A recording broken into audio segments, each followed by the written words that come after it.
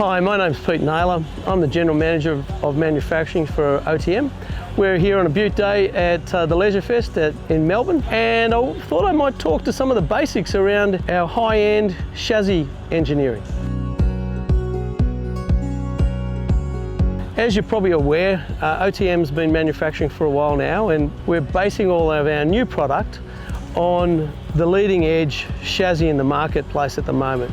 This is the Desert Master chassis, fundamentally stronger and lighter than most of its competitors in the market, and that's an important claim to make. This chassis, as it stands at the moment, is engineered to be certified at 4,000 kilos. It's not plated necessarily at 4,000 kilos, but it's engineered to be that way. And what changes the plating is whether the suspension is set up and the axles are set up to take that extra load. But the A-frame and the rest of the frame is all more than able to take 4,000 kilos.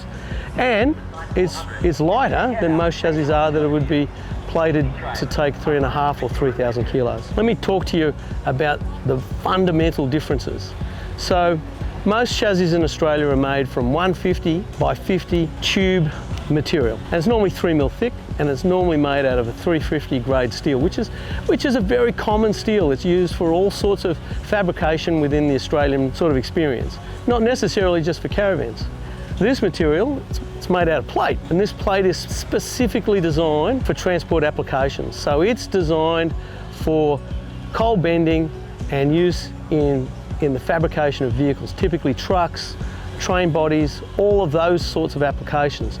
So we've found a material, and then we've based our design on using that material. And what's important about that material is its fatigue resistance and its overall tensile strength. This has a tensile strength of a minimum of 550 MPa. So it's very different to the Australian steel, which is 350 grade. It's a fundamental automotive material.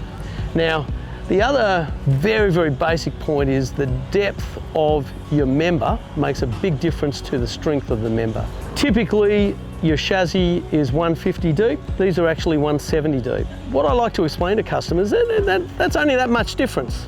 That much difference makes a huge difference in overall strength. So if you change nothing except for that difference, you get a much stronger chassis. So a deeper chassis is a stronger chassis. So that's 170. Typically 150. This is 200, again, typically 150.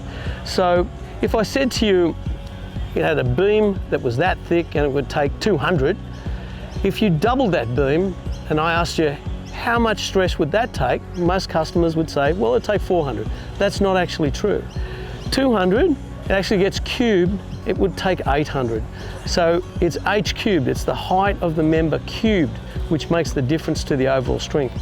So being 200 compared to 150 is a huge difference, let alone the fact that this is made out of a much stronger material. So then, okay, we've talked to the overall size or depth of the member, we've talked about the materials and its strength. There's a few other features here that are obvious. It's got lots and lots of holes. Well, the reason why it's got holes is the holes relieve weight. The middle of the web of the beam does not do much in terms of the overall performance of the members. You can take material out of there. We haven't taken a lot, but we've taken enough to make a difference. The other thing, it makes a huge practical difference when you're running services through your caravan. The other thing is we've got all of these attachment holes that give you opportunity to put accessories on. Rather than having to weld a plate on, you can just rivet on. The fundamental difference is we've been able to make a stronger, lighter chassis by the inclusion of the materials, the depth of the material, as well as the holes within the material. Now the other thing, this is largely a big Meccano set. There's not a lot of welding in this chassis. How we've been able to achieve that is by using a Huck rivet. Huck rivet is a rivet designed for automation. It's an American product, quite a pricey bit of gear, but we've riveted all of the components together. There's huge amount of clamp pressure in that riveting process, which gives you a very consistent, quite flexible attachment, which makes our process very, very controllable. So the quality controls around welding are eliminated by introducing riveting. Riveting is either on or it's not.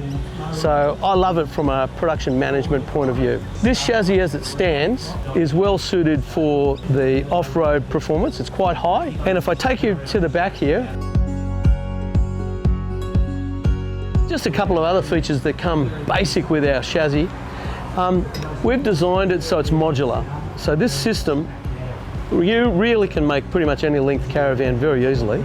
But we've also put in modular tanks that can be easily fitted. And the idea around this fitment is that the heaviest things that you take with you, you want to put over your suspension. Gives you the best towing experience. So this tank is designed specifically to sit inside our suspension. So it's shaped a little differently to do that. Gives you 50 litres on either side. This is a 100 litre tank, another 100 litre tank. So sitting here is 300 kilos of your load. That is really optimised for where it needs to be for your towing balance. Now if you come in closely, you'll see we've got dual airbags. You can replace those with springs, but dual airbags gives us a certain degree of redundancy in our process. People feel a bit more comfortable about it. I've been using airbags for donkeys. I've never had a problem with airbags, but if you do burst an airbag, you can isolate these airbags. The airbag itself is good for 2,000 kilos, so there's not a problem running on just one airbag. Get into town, change it out, and you're off to go. You can isolate the airbags, but the big thing that airbags bring to the party is the ability to adjust. So you can lift the tow height and drop the tow height. It's particularly good when you come to a site that's uneven. So, you know, you want to level the van out, you lift one side, or you drop the whole van down. You're going to go through a creek crossing. You want to keep everything dry. Lift it up, so you lift it up by a couple of inches, it gives you that little bit of extra. You want to go on the beach for the same reason. You've got some undulations there, just lift it up so you don't hit at the back or anything like that. So it gives you that flexibility. I also believe, and I'm not sure how true it is, but my experience has been it handles the typical corrugations a little bit better than springs. So I like airbags. From my point of view, it's a nice combination. It's a very, very strong chassis. It's designed to be well and truly ahead of its class, and combine that with the integrated airbag suspension on the wishbone. The wishbone, from a towability point of view, is really hard to fault. I'll spend a little bit more time talking about that later on. But otherwise, it's a great package.